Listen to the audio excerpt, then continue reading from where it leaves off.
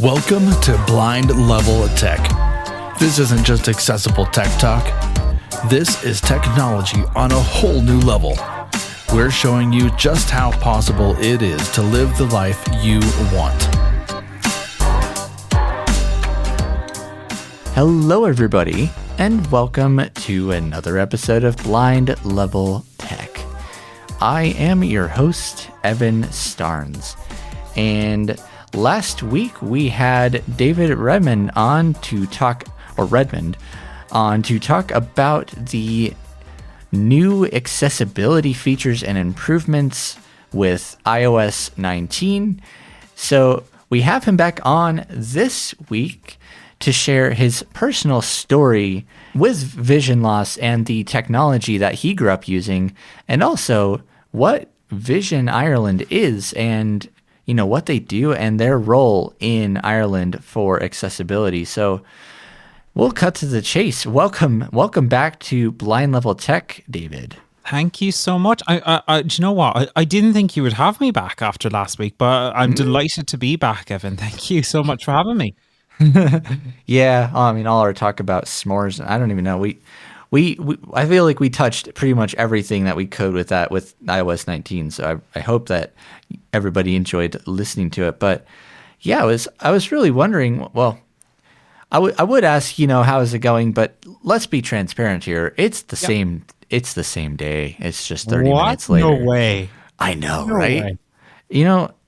Modern technology is a beautiful thing. Being able to just record remotely from, we're all the way here in Colorado. You're all the way there in Ireland, and It sounds fantastic. And we can just have the stuff ready to go and spaced out and edited, and it automatically releases on a schedule. Incredible technology. It really is. Well, tell us a bit about your journey into, you're low vision or visually impaired, depending on whatever term. I suppose the term I personally use is visually impaired. So I am from a visually impaired family. So I grew up with sight loss. I was born visually impaired. So I have glaucoma, congenital cataracts, among other things. But I suppose in terms of actual logistics, so I have no usable vision in my left eye, and then a little bit of usable vision on the right. So like they say 1/60. So like what a normal person will see 60 meters away, I'll see about 1 meter away. So what that means in real terms is I use a cane, I use a voiceover. I listened to your podcast only recently about the See Me cane, and I was very impressed with that. Sounds really cool. I suppose I've always grown up using various bits of assistive technology. Started with JAWS on Windows XP, and where it was still saying JAWS for Windows is ready at the time. I missed that for some reason. So do I. I don't know why they ever ditched it, but I miss JAWS for Windows is ready. Grew up, started off with, I think, JAWS 8.0, if I recall correctly. So yeah, that was going back a while, but I'm still a baby. I'm still 24. So I'm still just growing up. Some would disagree with that vehemently, but I do think I'm growing up a little bit. Wait a minute, I'm 23. That's funny. I didn't know that. Okay. That's crazy. Wow. That is crazy. We're both babies. How did we do this? I don't know. I pretty much had the same thing, but my first ever screen reader I ever remember touching was actually System Access. Oh, wow. With Windows XP. Back in the day, wasn't it? Good old stuff. Yep. And it came on a thumb drive, and you'd plug it in, it'd auto launch. Then I think I got JAWS 9 is when I started with JAWS. Very good. But I do miss JAWS for Windows is ready for screen service. Yeah, all that fun stuff. It's now just says Yeah, those were the days. I used Zoom Text then on Windows 7. I used Zoom Text primarily. I can't really get away with a whole lot of like Zoom Text now. Back when I was, I want to say like 16, 17, we have like a transition year in secondary school here in Ireland. And that basically, it's a year where you don't do a whole lot of academic stuff. You do kind of, fun activities and so on and so forth. But I missed out on some of that because the joys of glaucoma, my eye pressure started playing up. So I had a glaucoma valve or a shunt inserted in the eye. So I have an eye implant, which thankfully, touch wood, has been working away ever since. But now I lost a little bit of vision as a result of that. And I suppose since then, I primarily use voiceover mixed with a little bit of Zoom here and there. Do you use Braille much? It's funny. I learned Braille. I learned grade 2 Braille when I was in school, and I never stuck with it. And in some respects, I regret that, because when I was I did radio broadcasting in college, and part of that was news reading. And Braille would have been very useful for me then. But by that stage, I wasn't proficient enough with it. I do often wonder, if I had just learned grade 1 Braille without the and, for, of, the, with and all that, I do wonder, would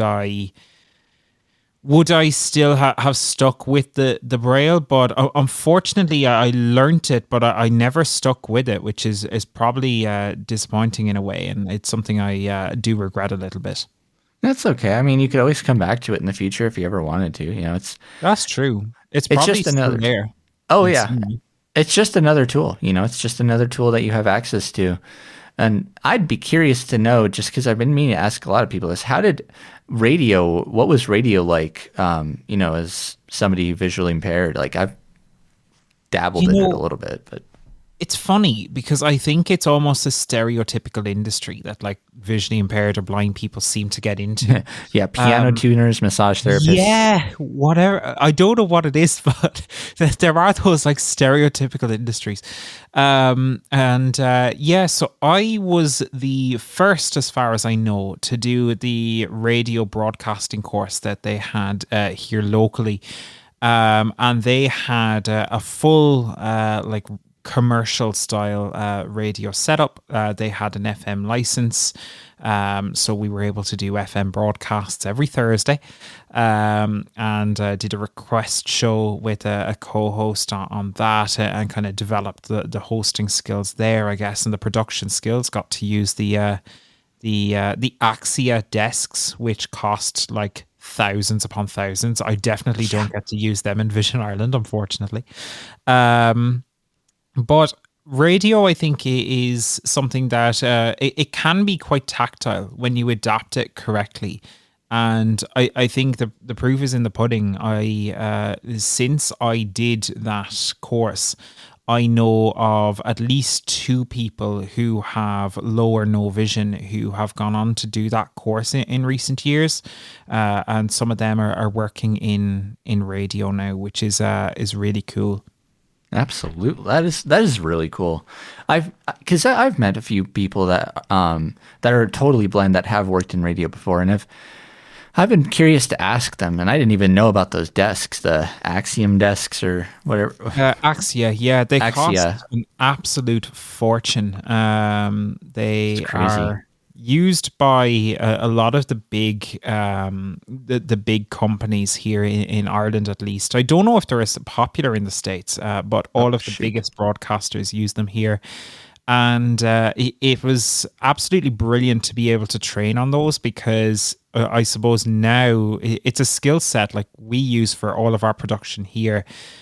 We use a cheaper alternative. We use Roadcasters, but that kind of desk mixing and audio mixing skill set it does stand to you. So Oh, it's yeah. been really valuable.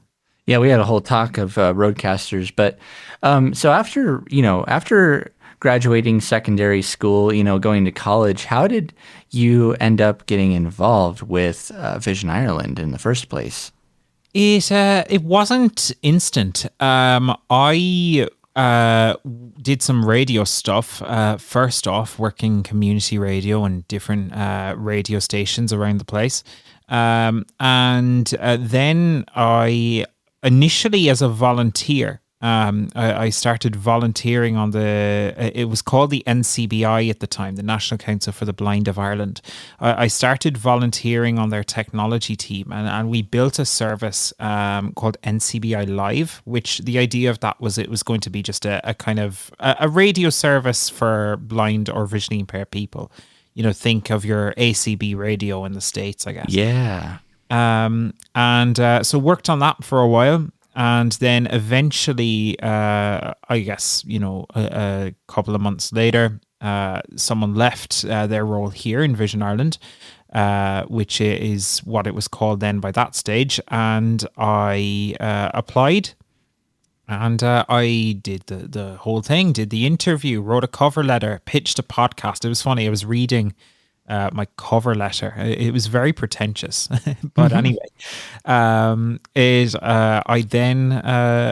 joined Vision Ireland in October 2022. And from there, I started working on our podcasts and technology newsletters. And I also do then a little bit of technology training for the Cork region, which is right down at the south of the country. It's a small country, but Cork is right down at the south, and that's where I'm coming to you from now. Cork. I like that. That's Yeah. funny. Yeah, it's like with that thing on a bottle, it's like, yeah, Cork. But yep, Cork, that is where I'm from originally. That's awesome. So what is, can you tell us about Vision Ireland and what the role is in Ireland in the blind community and what you guys do?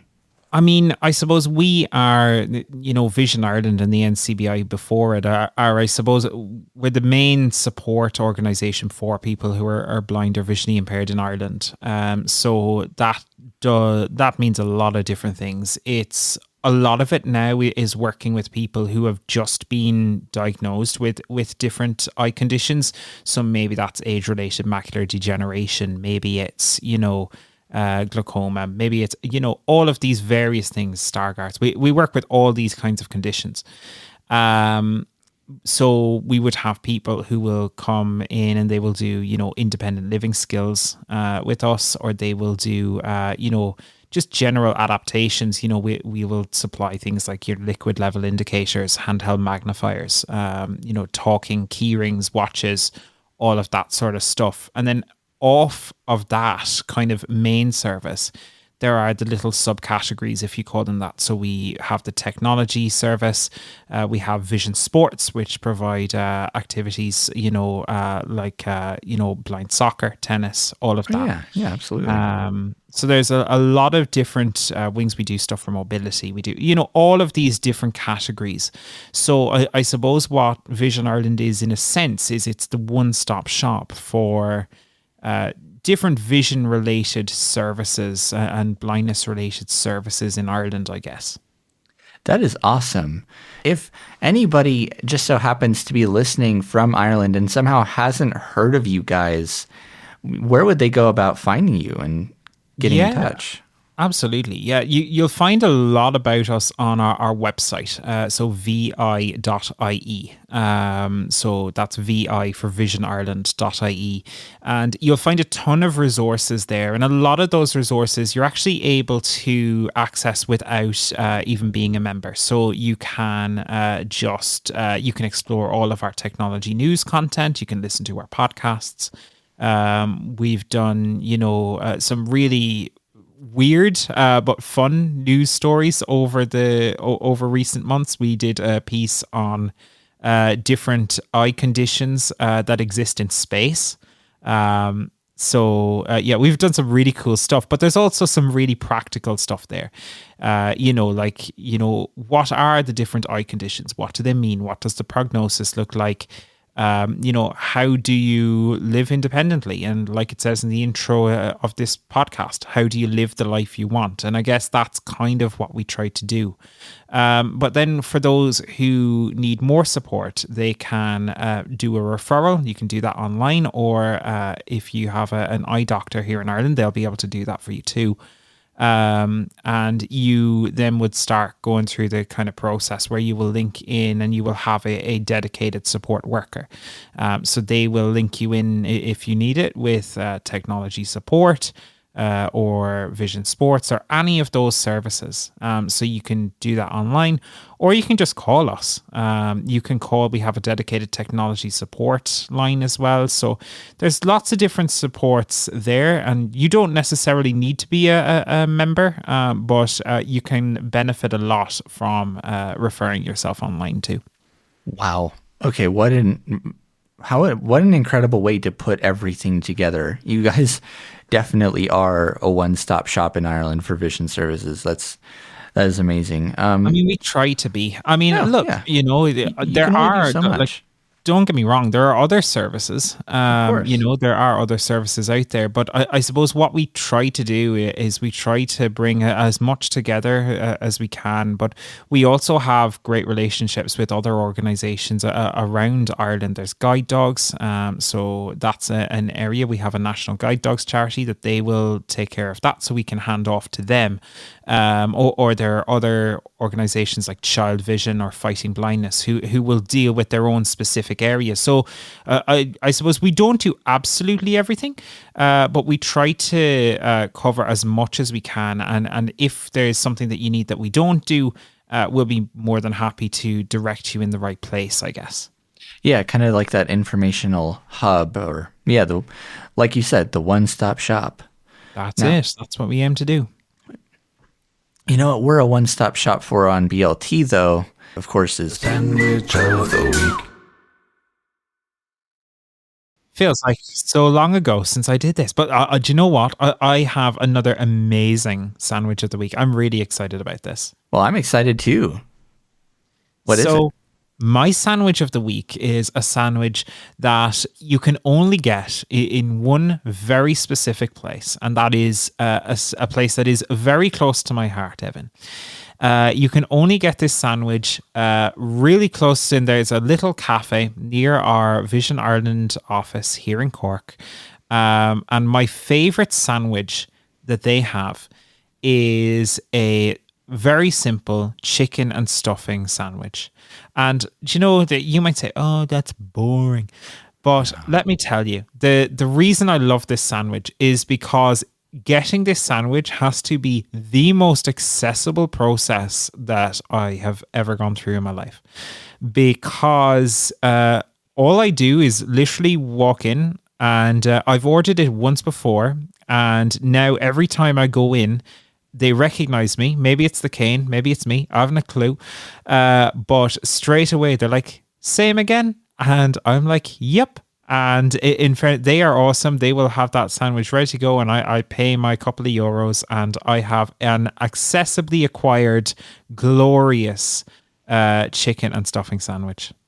That actually sounds incredibly good and surprisingly good. I've not heard of such a combination, and I like both chicken and stuffing separately, so I'm wondering how they would be mushed together in a sandwich. You've never had a chicken and stuffing sandwich? No. Oh, you haven't lived, Evan. I haven't. No, that's crazy. You'll have to try that. That's going to be one of the things I try. I wonder if I can get one here in Colorado. Maybe, I'm sure you can. There's definitely places that will do that, or even get it in a roll, in a bread roll. That would be really good. That kind of sounds like for some reason makes me think of those like pierogi things filled with potato, and like it's like a bread pocket. Yeah, you can get anything in them. I heard once that in Disneyland or Disney World, they have these like things that are literally like cones of bread, and they just throw loads of meat in them. I'd love to try that one of these days, but there's some really cool stuff out there. Yeah, I feel like it's on the tip of my tongue what those are called, but they're delicious. Well, my sandwich this week is a lot less eventful or interesting. I think mine's personally a little boring, but not quite. I don't know. It's what I'm craving right now. But last week's sandwich, you'd mentioned a tater or a tato sandwich. Tato sandwich. So I've honestly had fish and chips and stuff on the brain since then, and so my sandwich this week is not a fillet of fish, but something like it. I like the fillet of fish, but I'm trying to avoid McDonald's. But my sandwich this week is a fish fillet sandwich because I think they're delicious. And I mean, you could put anything you want on a sandwich, but some crispy cod or salmon or so nice. Yeah, it's delicious. You can't beat McDonald's. And I can confirm, I did some research. That Disney cone sandwich, it's just called a handwich. A handwich. Oh, that's cute. Yep. There you go. That. Absolutely. Well, cool. I guess hold it in your hand. Bonus sandwich this week. Absolutely. So, there you go. 2 for the price of 1. Absolutely. Well, David, in case people are just tuning into part 2, can you remind our listeners of the podcast that you and Vision Ireland put on? Absolutely. So we have Talking Technology with VI Labs, and Talking Technology, very like this podcast, I guess. We cover all the latest goings on in the world of assistive technology. We've got Talking Technology news. We cover and do interviews and so on. It's very similar to this podcast. But you can find Talking Technology with VI Labs on all the different podcast apps, or you can search for VI Labs Accessibility on YouTube. And we'd love, genuinely, we'd love for people to subscribe there, either on the podcast apps or on YouTube. It really does. I think in this space, there's some brilliant niche podcasts out there, but it's great to be able to support each other, which I think is really great. So thank you again, Evan, for having us on. So yeah, that's Talking Technology and our Tech on Tap newsletter. All of the info on our website, vi.ie. Awesome. And we will definitely be putting those links in the description of this podcast. And that's the beauty of podcasts, is it's so easy to cross promote, and it's just a matter of putting your spin on already existing information and just entertaining and educating people. And it's fun for everybody if you do it right. Absolutely. So, indeed. David, thank you so much for joining me today. We've been recording for a bit, and I think even honestly, the time that we haven't spent that we were just kind of gabbing, we could have cranked out a third episode. We probably could, in fairness. We covered a lot. We sure did. But thank you for being on Blind Level Tech. It has been a pleasure, and I'm sure, we might have you back on again, in the future. I'd love to be back. Thank you so much, Evan, and keep up the great work that you guys are doing at Afterside. It really is brilliant. So keep it up, and thank you again for having us. Absolutely.